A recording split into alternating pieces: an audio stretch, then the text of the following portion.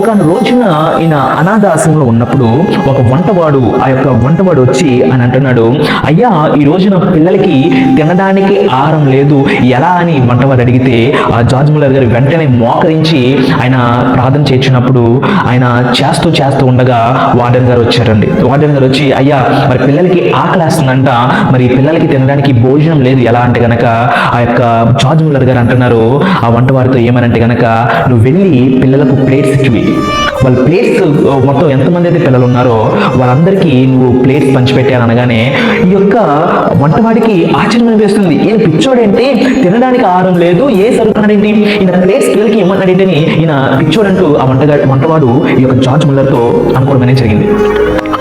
సరే, ఇంకా యజమానుడు చెప్పాడు కదా అంటూ ఈ వంటవాడు ఏం చేశాడంటే పిల్లలకు అనేక మందికి ప్లేట్స్ ఇవ్వడం అనేది జరిగింది. మరి కూర్చున్న తర్వాత అక్కడ జరిగిన అద్భుతం ఏంటో తెలుసండి.